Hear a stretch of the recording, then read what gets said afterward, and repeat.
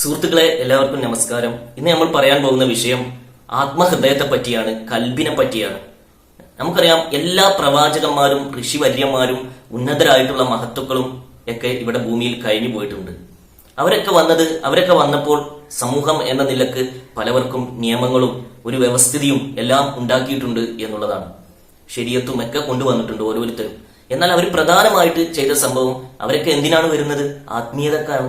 അപ്പൊ തീർച്ചയായിട്ടും അവർ പ്രധാനമായിട്ട് ചെയ്ത ആദ്യത്തെ സംഭവം ആത്മീയതയുടെ ആദ്യ സ്റ്റെപ്പായിട്ടുള്ള ആത്മഹൃദയത്തെ ഉണർത്തലാണ്, കൽബിനെ ഉണർത്തലാണ്.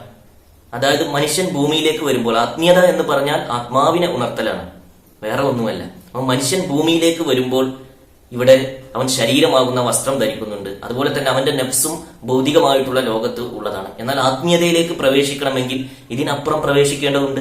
അപ്പോൾ തീർച്ചയായിട്ടും മനുഷ്യന്റെ ബുദ്ധിക്കും ചിന്തക്കും ഭാവനക്കും മനസ്സിനും നഫ്സിനും ഒക്കെ അപ്പുറമായിട്ടുള്ള ആത്മഹൃദയത്തെ, കൽബിനെ ഉണർത്തിക്കൊണ്ടാണ് ആത്മീയതയിലേക്ക് പ്രവേശിക്കേണ്ടത്. ഇവിടെ വന്നിട്ടുള്ള പ്രവാചകന്മാരും ഉന്നതരായ മഹത്തുക്കളും ഒന്നും എല്ലാവർക്കും ഇത് ചെയ്തു കൊടുത്തിട്ടില്ല. ഇത് ഡിവൈൻ ആയിട്ടുള്ള പ്രോസസ്സാണ്, ഉന്നതമാണ്. ഇതിന്റെ ആത്മാക്കൾക്കാണ് ഇത് ചെയ്തു കൊടുത്തത്. അപ്പോൾ അവരെന്തു ചെയ്തു? അവരുടെ ആത്മഹൃദയത്തെ ഉണർത്തി കൊടുത്തു. ദൈവം എവിടേക്കാണ് നോക്കുന്നത്?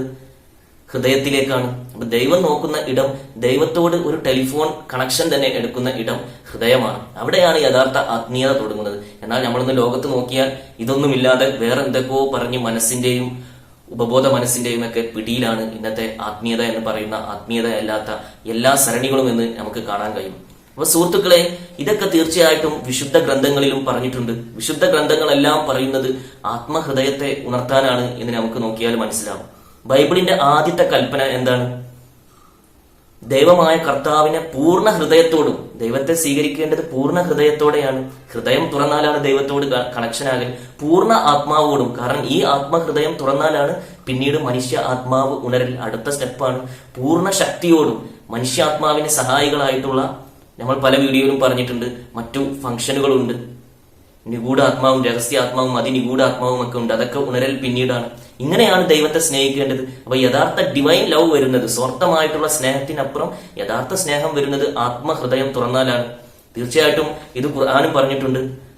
എല്ലാവർക്കും സുപരിചിതമായിട്ടുള്ള ഒരു ആയത്താണ്. അതായത് അഹ്റാബികൾ വന്നിട്ട് നബിയോട് പറയുകയാണ്, ഞങ്ങൾ മുഅ്മിനീങ്ങളായിരിക്കുന്നു, ഞങ്ങൾ ഈമാൻ കൊണ്ടിരിക്കുന്നു, വിശ്വസിച്ചിരിക്കുന്നു എന്ന്. എന്നാൽ അപ്പൊ ഖുർആൻ പറയുന്നത്, ഗ്രാമീണ അറബികൾ പറയുന്നു, ഞങ്ങൾ ഈമാൻ കൊണ്ടിരിക്കുന്നു, വിശ്വസിച്ചിരിക്കുന്നു എന്ന്. നീ പറയുക, നിങ്ങൾ ഈമാൻ കൊണ്ടിട്ടില്ല, എന്നാൽ നിങ്ങൾ മുസ്ലിങ്ങളായിരിക്കുന്നു എന്ന് നിങ്ങൾ പറഞ്ഞുകൊള്ളുക. ഈമാൻ നിങ്ങളുടെ കൽബിൽ പ്രവേശിച്ചു കഴിഞ്ഞിട്ടില്ല. അപ്പൊ ഈമാൻ പ്രവേശിക്കേണ്ടത് കൽബിലാണ്. അള്ളാഹുവിന്റെ ദിവ്യ ചൈതന്യം കൽബിലേക്ക് പ്രവേശിച്ച് അവിടെ ഉണരുകയാണ് വേണ്ടത്. അപ്പൊ സുഹൃത്തുക്കളെ, കേവലമായിട്ടുള്ള വിശ്വാസത്തിനപ്പുറം ഉറപ്പുള്ള, യഥാർത്ഥത്തിൽ ദൈവത്തെ അറിഞ്ഞു തുടങ്ങുന്നത്, ദൈവത്തോട് കണക്ഷൻ ആകുന്നത് ആത്മഹൃദയം തുറന്നാലാണ്. ഇത് ഗ്രന്ഥങ്ങളൊക്കെ പറഞ്ഞിട്ടുണ്ട്. ഇവർ ഗ്രന്ഥങ്ങളെയൊക്കെ കുത്തകാക്കി ഇതൊക്കെ ഞങ്ങളുടേതാണെന്ന് പറഞ്ഞ് ഇരിക്കുകയാണ്. എന്നാൽ യഥാർത്ഥ ഗ്രന്ഥം എവിടെയാണ്? യഥാർത്ഥ ബൈബിൾ യേശുക്രിസ്തുവിന്റെ ഹൃദയത്തിലാണ് ഇറങ്ങിയത്. യഥാർത്ഥ ഖുർആൻ മുഹമ്മദ് നബിയുടെ ഹൃദയത്തിലാണ് ഇറങ്ങിയത്. നമ്മുടെ ഹൃദയത്തിലും ഈ ദിവ്യ ചൈതന്യത്തെ കയറ്റിക്കൊണ്ട് നമ്മുടെ ഹൃദയം ഉണരുമ്പോൾ, നമ്മുടെ ആത്മഹൃദയം ഉണരുമ്പോൾ നമ്മളും ജീവിക്കുന്ന ഗ്രന്ഥമായി മാറുകയാണ്. ഗ്രന്ഥം ഇതാണ് പറയുന്നത്. എന്നാൽ ഇത് പിടിച്ച് വലിയ അറിവാളിയായി, അതരത്തിന്റെ അറിവാളിയായിരിക്കുകയാണ്. ഗ്രന്ഥം പറയുന്നത് നിങ്ങളിലുള്ള ജീവിച്ചിരിക്കുന്ന ഗ്രന്ഥത്തെ ഉണർത്തിക്കൊണ്ട് ദൈവത്തോട് കണക്ഷൻ ചെയ്യാനാണ്. ഇത് തന്നെയാണ് ഇമാം ഗസാലിയെ പോലെയുള്ള സൂഫി വര്യന്മാരും എല്ലാം ഉണർത്തുന്നത്. ഇപ്പൊ റൂമിയുടെ വചനങ്ങളൊക്കെ വെറുതെ എടുത്ത് കോട്സ് ചെയ്യുന്ന, എന്നാൽ അവർക്ക് നഫ്സിനെ പറ്റിയും കൽബിനെ പറ്റിയും പോലും അറിയാത്ത, അതിനെ ഉണർത്തുന്നതിനെ പറ്റിയൊന്നും അറിയാത്തവർ ഇഷ്ടം പോലെ ഉണ്ട്. എന്നാൽ റൂമി പറയുന്നത് എന്താണ്? ഹൃദയത്തിലാണ് കസ്തൂരി പൂശേണ്ടത്. കസ്തൂരി ദയാനിധിയായ ദൈവത്തിന്റെ നാമമല്ലാതെ മറ്റൊന്നുമല്ല.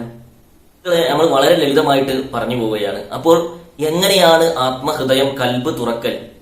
അപ്പൊ ഹൃദയത്തിൽ നിന്ന് ഹൃദയത്തിലേക്കാണ് ഇത് കൈമാറുന്നത്. അപ്പൊ ഹൃദയത്തിൽ നിന്ന് ഹൃദയത്തിലേക്ക് കൈമാറുന്ന ഒരു ഗുരുവര്യനാണ് ഹൃദയത്തെ, കൽബിനെ തുറക്കൽ എന്ന് മനസ്സിലാക്കുക. ഖുർആനൊക്കെ നോട്ട് ചെയ്തു നോക്കുക. 18:17 ഖുർആൻ പറയുന്നു, അള്ളാഹു ആരെ നേർവയിലാക്കുന്നുവോ അവനാണ് സന്മാർഗം പ്രാപിച്ചവർ. അവൻ ആരെ ദുർമാർഗത്തിലാക്കുന്നുവോ അവനെ നേർവയിലേക്ക് നയിക്കുന്ന മുർഷിദായ ഒരു വലിയനെ കണ്ടെത്തുകയില്ല. അപ്പോൾ വിവേകികൾ തീർച്ചയായിട്ടും ഇതിൽ നിന്ന് മനസ്സിലാക്കും. നേർമാർഗത്തിലേക്ക് ഒരാളാകണമെങ്കിൽ അപ്പോൾ എന്ത് ചെയ്യണം? മുർഷിദായിട്ടുള്ള ഒരു വലിയനെ കണ്ടെത്തണം. മുർഷിദായിട്ടുള്ള ഒരു വലിയ എന്താണ് ചെയ്തു കൊടുക്കൽ?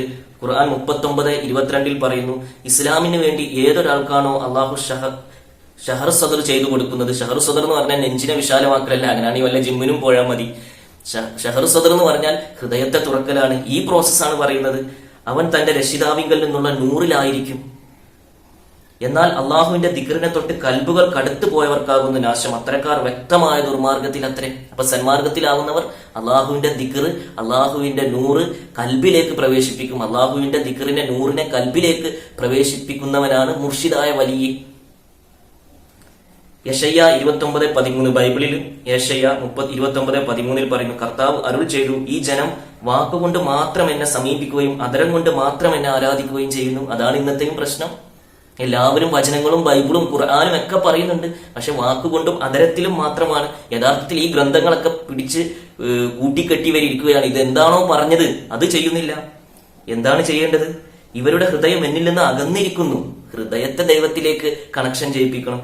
എന്റെ നേർക്കുള്ള ഇവരുടെ ഭക്തി മനഃപ്പാഠമാക്കിയ മാനുഷിക നിയമമാണ്. മനഃപ്പാഠമാക്കിയ വചനങ്ങൾ വലിയ അറിവാളിയായി ഇങ്ങനെ പറഞ്ഞിരിക്കാതെ യഥാർത്ഥത്തിലുള്ള ഗുരുവര്യനിലെത്തി ദൈവത്തെ ഹൃദയത്തിൽ നിന്ന് ഹൃദയത്തിലേക്ക് നൽകുന്ന ഗുരുവര്യനിലേക്ക് നിങ്ങൾ എത്തൂ എന്നാണ് ഇതൊക്കെ പറയുന്നത്. ഇന്ന് കലികാലമായിരിക്കുകയാണ്. എന്തുകൊണ്ടാണ് കലികാലമായത്? കാലത്തിന് മാത്രമല്ല പ്രശ്നം, മറിച്ച് മനുഷ്യന്റെ ഹൃദയം അടഞ്ഞു പോയിരിക്കുകയാണ്.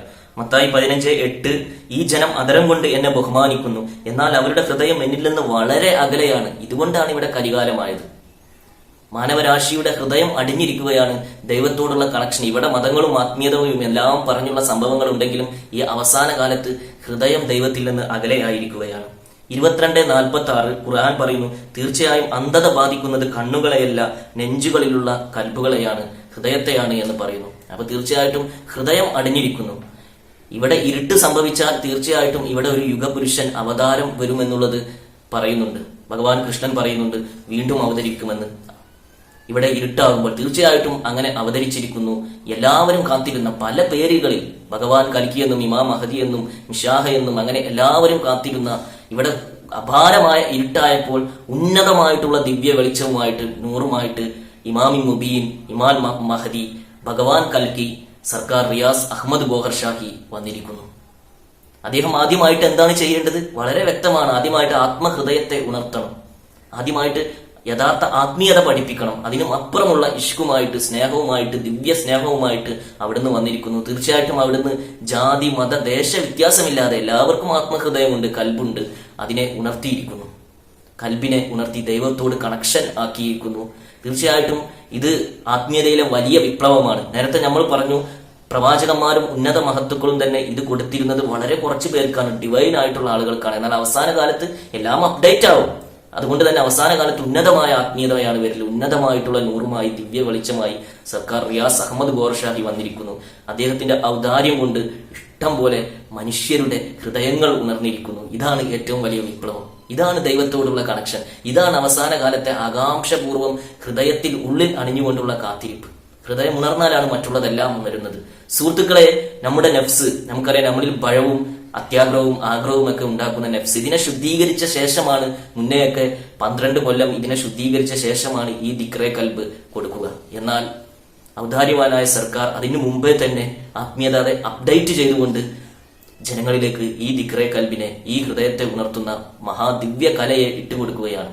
അതായത് വിശുദ്ധരും ഔലിയാക്കളും ഒക്കെ കാട്ടിലൊക്കെ പോയി തപസ് ചെയ്ത് കിട്ടിയ സംഭവമാണ് നമ്മളിലേക്ക് ഔദാര്യവാനായ ഇമാമി മുബീൻ സർക്കാർ റിയാസ് അഹമ്മദ് ഗോഹർ ഷാഹി ചെയ്തു തരുന്നത് എന്ന് നമ്മൾ മനസ്സിലാക്കുക. ഇത് ലോകത്ത് നടക്കുന്ന, നിങ്ങൾക്ക് നോക്കിക്കാണാവുന്ന ആത്മീയതയിലെ, റുഹാനിയത്തിലെ വിപ്ലവമാണ്. എന്താണ് ആത്മഹൃദയത്തെ ഉണർത്തുന്ന പ്രോസസ് എന്നാണ് പറയുന്നത്. സങ്കീർത്തനങ്ങൾ 33:21 പറയുന്നുണ്ട്, നമ്മുടെ ഹൃദയം കർത്താവിൽ സന്തോഷിക്കുന്നു. കർത്താവിൽ സന്തോഷിക്കേണ്ടത്, കർത്താവിൽ കണക്ഷൻ ആകുന്നത് ഹൃദയമാണ്. ഇതാണ് സങ്കീർത്തനങ്ങളും അഥവാ സബൂറും ബൈബിളും ഇഞ്ചീലും തൗറാത്തും, അതായത് പുതിയ നിയമവും പഴയ നിയമവും ഖുർആനും എല്ലാം പറയുന്നത്. എന്നാൽ നിങ്ങൾ ഇത് കെട്ടിപ്പൂട്ടി ഇതിന്റെ ആളുകളായിരിക്കുകയാണ്. ഇത് പറയുന്നത് ചെയ്യുന്നില്ല. എന്തെന്നാൽ നമ്മൾ അവിടുത്തെ വിശുദ്ധ നാമത്തിൽ ആശ്രയിക്കുന്നു. അപ്പോൾ ഈ ഗുരുവര്യൻ ചെയ്യുന്നത് വിശുദ്ധ നാമം നൽകുകയാണ്. നാമത്തിന്റെ പേരിലും ഇവിടെ തർക്കമുണ്ട്. ഞങ്ങൾ പറയുന്ന നാമമാണ് ശരി, ഇതൊക്കെ തർക്കമുണ്ട്. എന്നാൽ വിശുദ്ധമായിട്ടുള്ള നാമം, മതമതിലുകളൊക്കെ വലിച്ചെറിഞ്ഞുകൊണ്ട് നിങ്ങൾ തീർച്ചയായിട്ടും വിശാലമായിട്ട് ഹൃദയത്തിന്റെ പാതയിലേക്ക് വരേണ്ടതാണ്. വിശുദ്ധമായിട്ടുള്ള നാമം നിങ്ങളിലേക്ക് ഗുരുവര്യൻ തീർച്ചയായിട്ടും നൽകും. എന്താണ് ഇതിന്റെ പ്രത്യേകത എന്ന് ഒന്നും കൂടി പറഞ്ഞാൽ, ദൈവമേ, നിർമ്മലമായ ഹൃദയം എന്നിൽ സൃഷ്ടിക്കണമേ, അചഞ്ചലമായ ഒരു നവചൈതന്യം എന്നിൽ നിക്ഷേപിക്കണമേ. സങ്കീർത്തനങ്ങളിലെ ഹൃദയത്തിന്റെ പ്രാർത്ഥനയാണ് സങ്കീർത്തനങ്ങൾ. 51:10. അചഞ്ചലമായ ഒരു നവചൈതന്യം എന്നിൽ നിക്ഷേപിക്കണമേ. അതായത് ഒരു നവചൈതന്യം. ഈ നാമം നൽകുമ്പോൾ കേവലമായിട്ടുള്ള നാമമല്ല, ഈ നാമം നൽകുമ്പോൾ ദൈവത്തിന്റെ ദിവ്യ പ്രകാശമാണ് ഇതിലൂടെ നിങ്ങളുടെ ഹൃദയത്തിലേക്ക് പതിക്കുന്നത്. ദൈവത്തിന്റെ പ്രകാശം, ദൈവത്തിന്റെ നൂറ് നിങ്ങളുടെ ഹൃദയത്തിലേക്ക് പതിക്കുകയാണ്. എങ്ങനെയാണ് ഇതിന്റെ സ്റ്റെപ്പ് എന്ന് ഒന്നും കൂടി പറഞ്ഞാൽ, മുഹമ്മദ് നബി പറഞ്ഞു, ശരീരത്തിൽ ഒരു മാംസ കഷ്ണമുണ്ട്, അത് നന്നായാൽ ശരീരം മുഴുവൻ നന്നായി, അത് കേടായാലോ ശരീരം മുഴുവൻ കേടായി. അതാണ് ഹൃദയം. അപ്പോൾ ആദ്യമായിട്ട് ഈ നാമം കയറൽ നമ്മുടെ ബാഹ്യമായിട്ടുള്ള ഹൃദയത്തിലാണ്. ശരീരത്തിൽ ഒരു മാംസ കഷ്ണമുണ്ട്, ഈ ബാഹ്യമായിട്ടുള്ള ഹൃദയത്തിലാണ് ആദ്യമായിട്ട് ഈ നാമം കയറൽ. ഇതൊക്കെ നിങ്ങൾക്ക് ഈ പ്രോസസ്സ് അനുഭവിക്കാമല്ല, വെറുതെ ഹൃദയം ആത്മഹൃദയം എന്ന് പറയലല്ല. അങ്ങനെ പറയുന്ന ആളുകളും ഉണ്ട്, അവരും അദ്ദേഹത്തിന്റെ ആളുകളാണ്. ഭഗവാൻ കൃഷ്ണൻ പറഞ്ഞു, നിന്റെ ഹൃദയമിടിപ്പ് എന്റെ നാമത്തിൽ തുടങ്ങണം, എന്റെ നാമത്തിൽ അവസാനിക്കണം. അപ്പോൾ ആദ്യമായിട്ട് നിങ്ങളുടെ ഹൃദയമിടിപ്പിൽ ദൈവത്തിന്റെ നാമമാകും. ഇതിന്റെ താളം ദൈവത്തിന്റെ നാമത്തിലാണ് ഇതിന്റെ താളം. ഈ ഹൃദയമിടിപ്പിൽ രാമാകും, അള്ളാഹു ആകും, യാ ഈസയാകും, യഹോവയാകും, ഒക്കെയാകും. അപ്പോ ആ ഹൃദയമിടിപ്പ് ദൈവത്തിന്റെ നാമമായാൽ അവിടെ നാമത്തിന്റെ കൂടെ എന്താണ് കയറുന്നത്?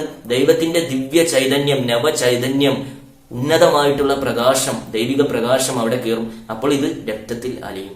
രക്തത്തിൽ അലിഞ്ഞു കഴിഞ്ഞാൽ നമ്മുടെ ക്ഷേത്രം, നമ്മുടെ വിശുദ്ധ ആലയമായിട്ടുള്ള ശരീരം മുഴുവൻ ശുദ്ധമാകും. മുഹമ്മദ് നബി പറഞ്ഞിട്ടുണ്ട്, രക്തത്തിൽ അടക്കം പിശാചി പ്രവേശിക്കുന്നു. അവിടെയുള്ള എല്ലാ പിശാചി നെഗറ്റീവ് എനർജിയൊക്കെ ദൈവത്തിന്റെ ചൈതന്യം അവിടേക്ക് പ്രവേശിക്കുമ്പോൾ പോകും, എല്ലാ ചതികളും പോകും. നമ്മുടെ കോശം നിർമ്മിക്കുന്നത് ഈ ദിവ്യ ചൈതന്യം കൊണ്ടാകും. ഇത്ര മനോഹരമായ പ്രോസസ്സാണ്.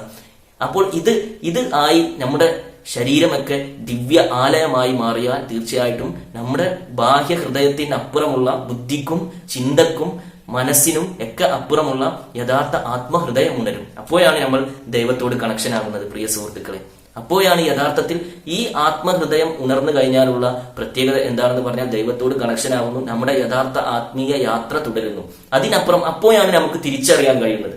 യഥാർത്ഥത്തിൽ ആത്മഹൃദയം ഉണർത്തലാണ് ആദ്യത്തെ പടി, അതിനുശേഷമാണ് എല്ലാം പഠിക്കേണ്ടതൊക്കെ. അവിടെയാണ് നമ്മുടെ യഥാർത്ഥ വിജ്ഞാനിക യാത്ര തുടരുന്നത്. കാരണം നമുക്ക് നേരിട്ട് ദൈവത്തോട് ഒരു കണക്ഷൻ വരികയാണ്. പിന്നീട് അതിന്റെ സ്റ്റെപ്പ് ബൈ ആയി കയറി പോവുകയാണ്. അപ്പോൾ നമുക്ക് സത്യവും അസത്യവും വിവേചിച്ചറിയാൻ തുടങ്ങും. നമ്മളിലേക്ക് 100 കൂടുതൽ കയറുന്നതിനനുസരിച്ച് സത്യവും അസത്യവും നമുക്ക് വിവേചിച്ചറിയാൻ തുടങ്ങും. ഈ കലികാലത്തിന്റെ സംഭവം എന്താണ്? ആകെ കൊയഞ്ഞു മറിഞ്ഞു കെടുക്കുകയാണ്. അപ്പോൾ തിരിച്ചറിയാനുള്ള ഏക മാനദണ്ഡവും ഹൃദയത്തെ ഉണർത്തലാണ്, ആത്മഹൃദയത്തെ ഉണർത്തൽ. അവസാനമായിട്ട് കുറച്ച് വചനങ്ങളോട് വായിക്കാം. സുഭാഷിതങ്ങൾ 28:14. നിരന്തരം ദൈവഭക്തിയിൽ കഴിയുന്നവർ അനുഗ്രഹീതരാണ്, ഹൃദയം കഠിനമാകുന്നവർ ദുരിതം പേറുന്നവർ. ഹൃദയത്തെ ഉണർത്താത്തവർ ദുരിതം പേറുന്നവരാണ്. അവരെന്തൊക്കെ വചനങ്ങൾ പറഞ്ഞ് വാക്ക് കസർത്തുകൾ നടത്തിയാലും. എന്നാൽ ഹൃദയം തുടർന്നവരോ നിരന്തരം ദൈവഭക്തിയിൽ കഴിയുന്നവരായിരിക്കും.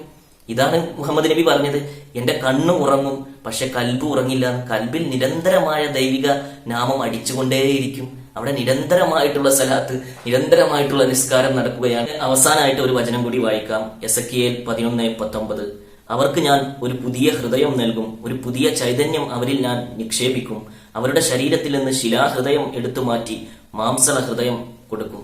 സുഹൃത്തുക്കളെ, അവസാന കാലത്ത് അത്യുന്നതമായിട്ടുള്ള ദൈവിക പ്രകാശവുമായിട്ട്, ദൈവിക ചൈതന്യവുമായിട്ട്, നൂറുമായിട്ട് അതിനെ മാനവ ഹൃദയങ്ങളിലേക്ക് പ്രവേശിപ്പിച്ചുകൊണ്ട് ഉന്നതനായിട്ടുള്ള ദാത്ത് സർക്കാർ റിയാസ് അഹമ്മദ് ഗോർഷാഹി വന്നിരിക്കുന്നു. ഇവിടെ ഒരു സീൻ ഓർമ്മ വരികയാണ്.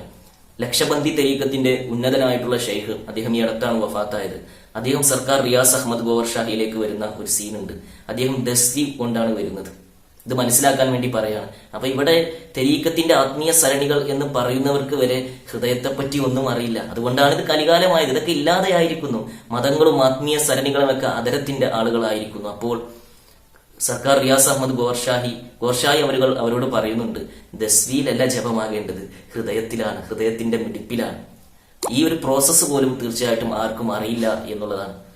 സുഹൃത്തുക്കളെ, സർക്കാർ റിയാസ് അഹമ്മദ് ഗോർഷായിൽ സമ്പൂർണമായി ലയിച്ച അദ്ദേഹത്തിന്റെ പ്രതിനിധി പതിറ്റാണ്ടുകളായി ലോകത്തോട് ആത്മീയതയെപ്പറ്റി, ഈ മഹാവിജ്ഞാനത്തെപ്പറ്റി, അതിനപ്പുറം ഉന്നതമായിട്ടുള്ള രഹസ്യങ്ങളെപ്പറ്റി സംസാരിക്കുന്നു. പ്രാക്ടിക്കലായി അതിന്റെ പ്രോസസ്സ് നടക്കുന്നു. ദിവ്യാത്മാക്കൾ അദ്ദേഹത്തിലേക്ക് ജാതി മത ദേശ വ്യത്യാസമില്ലാതെ ആത്മസമാഗമം നടത്തുന്നു. അപ്പോൾ ഈ ഹൃദയത്തിന്റെ പാതയിലേക്ക് നിങ്ങളെ ഹൃദയപൂർവ്വം ക്ഷണിച്ചുകൊണ്ട് ഏവർക്കും